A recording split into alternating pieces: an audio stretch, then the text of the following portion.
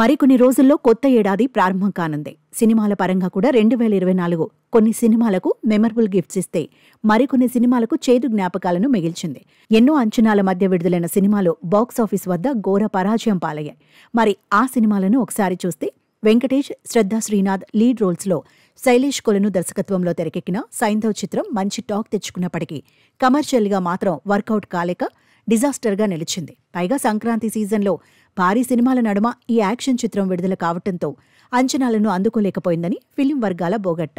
ఈ ఏడాది రవితేజకు ఒక చేదు జ్ఞాపకంలా మిగిలిపోయిందనే చెప్పాలి. కార్తిక్ ఘట్టమనేని దర్శకత్వంలో తెరకెక్కిన ఈగల్ సినిమా యాక్షన్ ఓరియంటెడ్గా మంచి మార్కులు అందుకున్నప్పటికీ కలెక్షన్ల పరంగా మాత్రం కిక్ ఇవ్వలేక బాక్సాఫీస్ వద్ద బోల్తా కొట్టింది. ఇదే తరహాలో హరీష్ శంకర్ దర్శకత్వంలో వచ్చిన మిస్టర్ బచ్చన్ సినిమా కూడా అంచనాలను అందుకోలేక చతికిల పడిపోయింది. ఇక మెగా ఫ్యామిలీ నుంచి వచ్చిన వరుణ్ తేజ్ ఈ ఏడాది బోని కొట్టలేకపోయాడు. పుల్వామా దాడికి సంబంధించి ఇండియన్ ఎయిర్ ఫోర్స్ చేసిన సాహసోపేత ఆపరేషన్ నేపథ్యంగా తెరకెక్కిన ఆపరేషన్ వ్యాలంటైన్ చిత్రం అంచనాలను తారుమారు చేస్తూ డిజాస్టర్గా నిలిచింది. ఇక మట్కా చిత్రం కూడా వరుణ్ తేజ్ కెరియర్లో బిగ్గెస్ట్ ఫ్లాప్గా మారిపోయింది.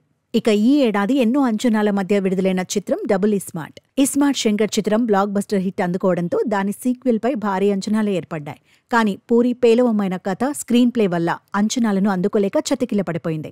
హీరో రామ్ కూడా ఈ చిత్రాన్ని ఫ్లాప్ టాక్ నుంచి తప్పించలేకపోయాడు. ఇక మిడిల్ క్లాస్ ఫ్యామిలీ నేపథ్యంలో పరశురామ్ దర్శకత్వంలో విజయ్ దేవరకొండ, మృణాల్ ఠాకూర్ లీడ్ రోల్స్లో వచ్చిన ఫ్యామిలీ స్టార్ చిత్రమైతే ఆడియన్స్కు పెద్ద తలనొప్పిగా మారిపోయింది.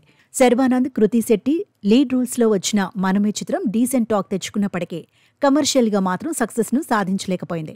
ఇక రాజకీయ ప్రయోజనాల కోసం రూపొందించిన యాత్ర 2 ఈ ఏడాది అతిపెద్ద పరాజయాల్లో ఒకటిగా నిలవటంతో పాటు సదరు సినిమాతో ఆడియన్స్ను ఇన్ఫ్లుయెన్స్ చేద్దామనుకున్న వారి ప్రయత్నాలు కూడా కంప్లీట్గా ఫెయిల్ అయ్యాయి. మరి కొత్త ఏడాదైన ఈ స్టార్స్కో లక్ ఏ మేర కలిసొస్తుందో చూడాలి.